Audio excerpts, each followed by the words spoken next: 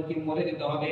কোন মানুষ অত্যাচার করতে যাচ্ছে, ছুরি নিয়ে বল্লম নিয়ে সেদিকে চিন্তা করত, আল্লাহ পাক তো বলেছেন আল মাউত, যে কোন ধর্মের মানুষ হোক না কেন এই আয়াতটাকে বিশ্লেষণ যদি করত আয় মাউত।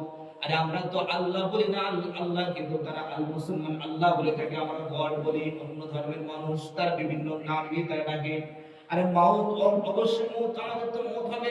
মুসলমানদের ধর্মগ্রন্থ কোরআন পাকে সেখানে মউতের কথা বলেছেন, কিন্তু সারা অল পৃথিবীতে যত সাবজেক্ট আছে, যত ধর্মগ্রন্থ আছে, কোন ধর্মগ্রন্থে কি কেউ বলতে পারবে কোন মনীষীর মৃত্যু কিন্তু নাই?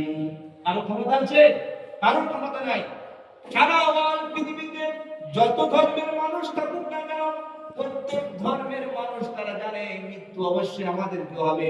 এই চিন্তা যদি সে মনে ধারণ করত, অন্য একজন ব্যক্তিকে গরিব অসহায়, একজন মানুষ হোক গরিব হোক অসহায় হোক, যে কোনো ব্যক্তি হোক না কেন, পাওয়ার যখন তোমার কাছে আছে, পাওয়ারটা যখন প্রয়োগ করতে যাও সেই সময় বিনা কারণে যদি কাউকে তুমি মারো, তাহলে সেখানে যদি এই মউতের কথা চিন্তা হতো, আল্লাযী খালাকাল মাউত, আল্লাহ পাক তো মউতকে সৃষ্টি করেছেন, আমাকে মরতে হবে। মরার পরে কবরে কি আমাকে জবাব দিতে হবে, কিংবা তারা তাদের ধর্মে যেখানে মরণের পরে যায় তাদের ধারণা তারা যদি ভাবতো মৃত্যু তো অবশ্যই হবে, তাহলে আমাদের বিচার আমাদের অবশ্যই আল্লাহ পাকের কাছে ওখানের গরিবের কাছে দিতে হবে। এই চিন্তা যদি কেউ করে, তাহলে সেই ব্যক্তিরা কোনো দিকে করে কারোর উপর অত্যাচার করতে পারে না। এজন্য আল্লাহ পাক কোরআনকে শুধু মুসলমানদের জন্য দেয়নি, কোরআনকে কাদের জন্য দিয়েছেন? শুধু কয়েকজন মুসলিমের জন্য? আল্লাহ পাক এই কোরআনকে শুধু মুসলমানরা পড়বে, হিন্দু হিন্দু যারা খ্রিস্টান জৈন তারা পড়ে না? আরো পড়ে। একজন তার নামটা ভুলে গেছে, বাংলায় অনুবাদ করেছেন তিনি, মুসলমান নন। তাহলে বোঝা গেল এই কোরআনকে রিসার্চ শুধু মুসলমান করে না, অন্য ধর্মের মানুষ তারাও করে।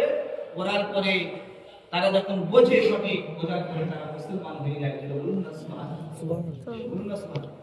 এই কোরআন থেকে শিক্ষা গ্রহণ করে সঠিক যদি চিন্তা ধ্যান মস্তিষ্ক সঠিক হয়, তাহলে কিন্তু অবশ্যই সেই ব্যক্তি যদি দিন থেকে জ্ঞান অর্জন করার উদ্দেশ্যে আল্লাহকে পাওয়ার জন্য, অর্থাৎ সঠিক তার সঠিক যিনি সৃষ্টিকারীওয়ালা তাকে যদি খুঁজতে চায়, অবশ্যই সেই ব্যক্তি মুসলমান হয়ে যাবে।